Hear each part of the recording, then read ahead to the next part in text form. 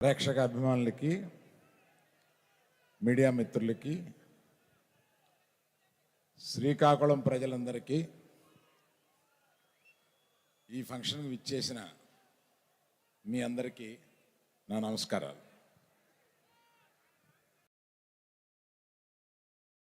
శ్రీకాకుళం ప్రాంతంలోంచి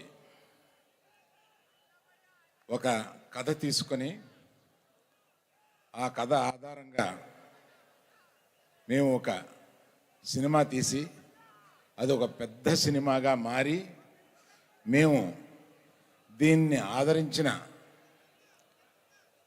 అఖిలాంధ్ర ప్రజలకి నమస్సుమాంజలు ఈ ప్రాంతం నుంచి చెబుదాం. శ్రీకాకుళంలో ప్రారంభమైన మా ఈ సినిమా మీకు ఇక్కడికి వచ్చి కృతజ్ఞత చెప్పాలని చెప్పి మేము ఇక్కడికి వచ్చాం.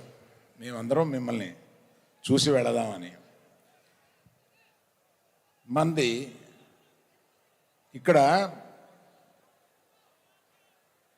కోడి రామ్మూర్తి గారి స్టేడియంలోంచి మనం ఈ ఫంక్షన్ చేసుకుంటున్నాం. వారి గొప్పతనం మొత్తం ఇండియా అంతా తెలుసు, కానీ వారిని ఇక్కడ తప్పనిసరిగా మనం స్మరించుకోవాల్సిన అవసరం ఉంది. ఎందువల్లంటే ఈ ప్రాంతంలో చాలా సంవత్సరాల క్రితం పుట్టి ప్రపంచ ప్రఖ్యాతిగాంచిన ఆయన ఎన్నో కొత్త కొత్త విషయాలు, ఎన్నో ఛాలెంజ్లు చేసి ఆయన ఈ జిల్లాకి పేరు ప్రతిష్టను తీసుకొచ్చారు. నాకు ఆయన చరిత్ర చదివినప్పుడు ఇది ఒక వెబ్ సిరీస్గా తీయాలని చెప్పి కొంత స్టడీ చేశామండి. నాకు ఆశ్చర్యపోయిన విషయాలు ఏంటంటే, అంత బాడీ బిల్డింగు, అంత అంటే 2 కార్లను 2 చేతులతో ఆపి పబ్లిక్లో నిరూపించుకున్న ఆయన, అంత శక్తివంతుడు ఆయన కేవలం శాకాహారి. అది ఒక పెద్ద మెసేజ్ అన్నమాట. అంటే శాకాహారం తింటూ కూడా అంతటి శక్తిని చూపించగలమని ఆయన నిరూపించారు. అటువంటి ఆయన కథని ఏనాటికైనా ఒక సినిమాగా కానీ వెబ్ సిరీస్గా కానీ చేయాలని తలుస్తున్నాం.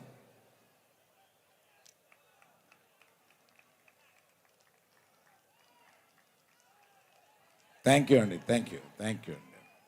తర్వాత ఈ సినిమాలో అత్యద్భుతంగా నటించిన నాగ చైతన్య గారికి, మీరన్న లేడీ సూపర్ స్టార్ సాయి పల్లవికి, వాళ్ళిద్దరినీ బొమ్మలాట ఆడించినట్టు ఆడించిన మా డైరెక్టరు చందు మొండేటి గారికి.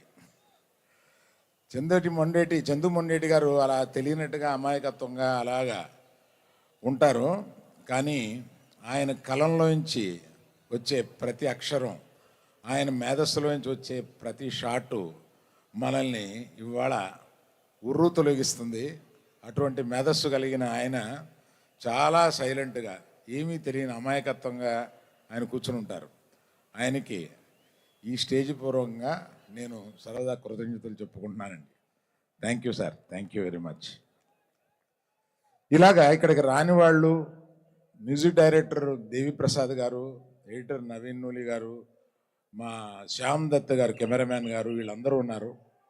వాళ్ళందరికీ కృతజ్ఞతలు చెప్తాను. నేను ఎక్కువసేపు మాట్లాడడం కన్నా మీకు ఇష్టమైన నాగ చైతన్య గారిని, సాయి పల్లవి గారిని ఇక్కడ పిలిచి మాట్లాడమంటే బాగుంటుందని.